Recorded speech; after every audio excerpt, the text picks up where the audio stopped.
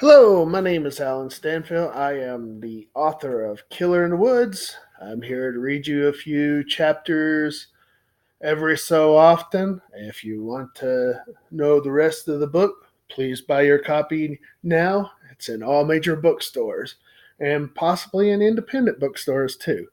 But here we go. Hey, this is chapter 6, Return of the Bullies. Where was I? Oh, yes, now I remember. We had finally made it to our destination, and we all knew the secret of these campgrounds. The truth is, while everyone else blew it off as being a load of bullshit just to scare the whole group, I, on the other hand, knew that Mark was telling the truth, even if he was using the story to scare us all. However, bringing it up now wouldn't be a good idea, but there is always a right time and a right place, and that would be sooner than later. I even decided I would give Chubbs a break and get my answers from him at a later time. Hell, I even kept my mouth shut during the tour of the place that Candace took us all on when Mark went off on her. It was a nice camp, and it pretty much had everything you could dream of at summer camp. There was a tennis court, a basketball court, and even a place to play putt-putt golf. Wow, imagine that. It was an amazing sight to behold, and the lake that was just a little ways ahead was a beautiful sight as well. I knew this would be the first place that my friends and I would go first out of all the others. I believe that most people would prefer swimming in a big lake over almost anything else. I know I do. The tour ended with everyone being shown to their cabins. This was the part that I hated because I was afraid that I would be stuck in a cabin with bullies. To my surprise, Candace had mercy on the four of us and allowed us to stay in the same cabin. To this day, I'm not sure why she felt sorry for us, but she did. Anyways, this would make things a whole lot easier for me and my friends. And of course, it would be easier for me to get the answers I wanted from Chubbs as well. When I was finally able to take off my backpack and relax a little, I looked for my bag full of clothes and comic books and other things. I found what I was looking for in our closet, shoved in with Chubb's, Tommy's, and Nick's bags as well. Bag check, Tommy shouted. I grabbed my bag first and moved out of the way so my friends could get their things as well. Upon inspection of my bag, I noticed that everything I brought was still intact. That was the first time in years that I actually had everything and nothing was missing. Not a single comic book was gone. Anything missing, guys? I asked. Tommy and Chubbs answered no, while Nick, on the other hand, was very upset that the board games that he brought were gone. I'm not going to let them get away with this, said Nick. What do you plan on doing, Nick? I asked. I'm going to go and give them a piece of my mind and also demand my stuff be returned to me at once, he answered. Nick, you might as well give up. You have no proof, and that's what they will tell you. Just chill out. It's not going to do any good, trust me. We've all been through the same damn thing. I tried my best to stop him, but he was too upset and would have none of it as he stormed past me and out of the cabin door he went. A few minutes later, Tommy stood up and said, I'm going to look for my brother now. Either of you want to come along? Bobby, Chubbs, he said. Not me, Tommy. I'm going to relax and read a comic book. I was too exhausted to do anything else. I'll go with you, Tommy. I don't have anything else better to do, Chubbs answered. Tommy asked me one more time. Are you sure you don't want to tag along, Bobby? I already had my comic book out and had decided which of the beds would be mine. I had no plans on going anywhere until it was time to eat. Yep, I'm sure, I answered. Suit yourself, man, he said to me. Come on, Chubbs, daylight's wasted. I need to find my bro. And off the two of them went out the cabin door as well. So now it was just me and my comic books, all alone in the cabin. It took me a while at first to get comfortable, and then I had an uneasy feeling at first, as if someone had been watching me from afar. But soon that feeling would fade as I lost myself in my comic book. At that point, nothing of the outside world mattered to me. Not even one thought of this place being cursed Being a cursed camp even crossed my mind. I was lost in my own little world, like always when I read. I was even so relaxed I put my book to the side, forgetting where I was for a brief moment. I laid my head back on the bed and fell asleep. That was a big mistake on my part, for what happened next was only a warning of things to come. I had fallen asleep on the bed, like I was saying before, and I heard a scratching noise coming from underneath my bed that woke me up, or so I had thought.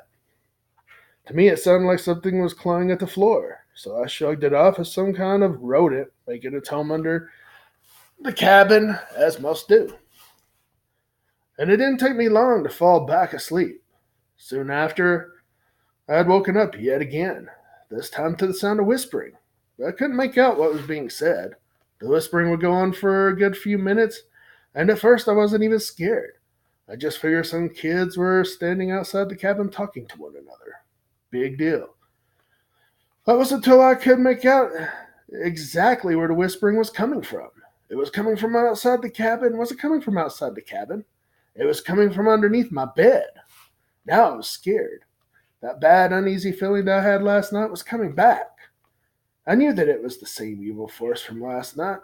I didn't move a muscle. I was too damn scared to even think straight. That's when I heard the words more clearly. "I'm going to get you," the voice said, followed by a faint laughter. I wanted to scream and run out of the cabin, but I didn't. I was afraid that if I did so, whatever was under my bed would get me. Then silence. It was so quiet you could hear a pin drop in the room. I thought for sure it was over. That's when I decided I would be brave enough to make my way off the bed. Just as my feet were about to touch the floor, the bed started to violently shake, causing me to jump back up on the bed, off the floor as quickly as possible. It seemed like there was something trying to keep me from getting off the bed for some reason, but I wanted to find out what was underneath, or maybe who. It's possible that someone was playing a prank on me. At least that's what I told myself, anyways. I gathered up all the courage that was left inside, and I slowly leaned off the side of the bed to take a look underneath. I pulled up the covers as slowly as I could, and lowered my head to take a look. All there was darkness. I couldn't see anything at all. I took a deep sigh of relief, knowing that it must have been my imagination.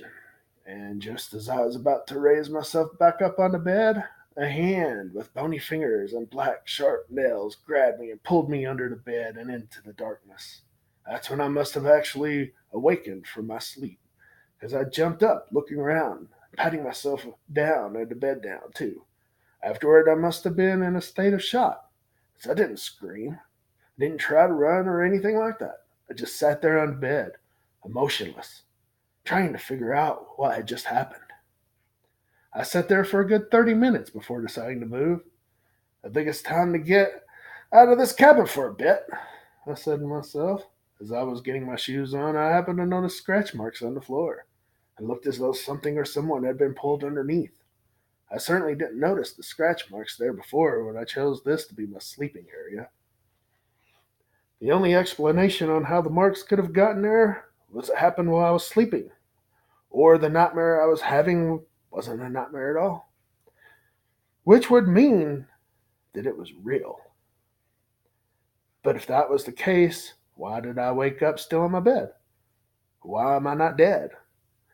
And I'm sure that whatever evil force that was behind this was out for blood. Really didn't make any sense why in the world it let me live. Was it toying with me first, before it dealt the fateful blow? Or maybe it had a more sinister plan for me that I would discover later on. Whatever it was, I knew it wasn't going to be good, but right now I wasn't going to sit there and find out. So I made my way out of the cabin for some fresh air and to also find Chubbs, Tommy, and Nick. I figured I'd be safer with my friends around me. I happened to find Nick first. He was sitting not too far from the cabin at one of the benches. When I walked up closer to him, I could tell that he wasn't in a good mood. I had a feeling I knew why, but it was best to hear it from his own mouth. "Hey, what's up, Nick?" I asked. "Hey, Bobby," he replied. How'd it go, Nick? Did you get your stuff back? I asked. No, they said exactly what you told me they would. I didn't have enough proof to do anything about it while the whole time Steve was standing in the corner laughing about it. I'm sorry, Bobby. I should have listened to you, he answered. I tried to tell him, but wasn't any point in rubbing it in his face. It's all good, Nick. Have you seen Chubbs or Tommy around? I haven't seen them. Why? Are they out walking around? They could be by now. Tommy wanted to see if he could find his brother, and Chubbs tagged along with him. Oh, we can go look for them if you want, he said. We didn't know it at the time, but Tommy and Chubbs had already sneaked up behind us. Find who? Tommy asked quietly. We both jumped. Damn it, Tommy, don't sneak up on us like that, especially me, I demanded of him. Tommy and Chubbs got a real kick out of making Nick and myself jump. Neither one of them could contain their laughter for very long. Damn, I'm good, Tommy said as he completely laughed his ass off. Figure of speech, just in case you didn't get that part, Bobby said to the man sarcastically. I got it, Bobby, the man answered.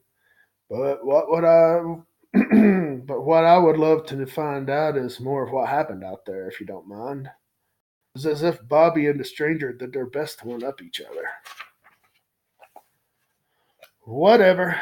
Anyways, as I was saying, Tommy had made his little smart-ass remark, and I knew that Chubbs had to make his as well, so he wouldn't be left out.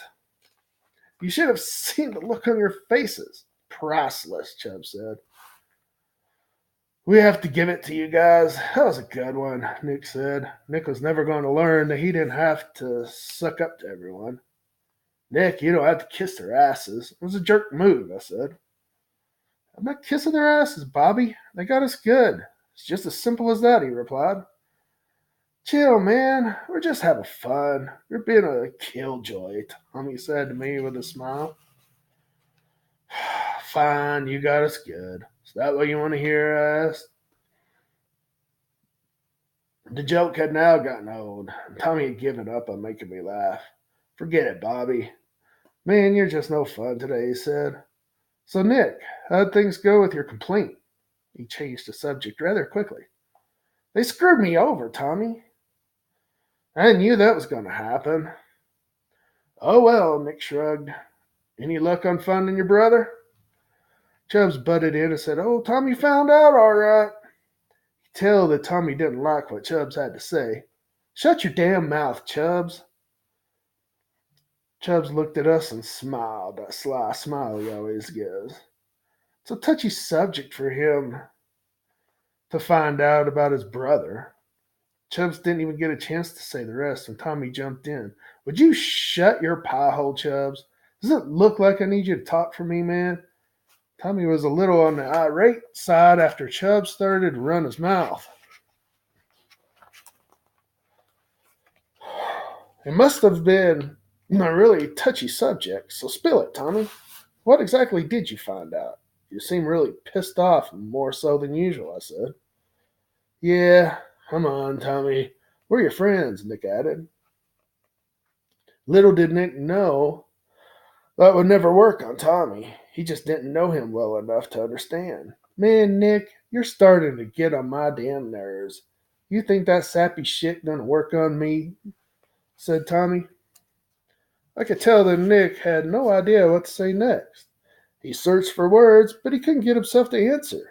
And again, I had to step in and stop things from getting worse. Tommy, stop delaying. Tell us what you found out, and no more bullshit, please. Tommy shook his head and replied, Mark was right. I looked at him with a confused look on my face. What do you mean by that, Tommy?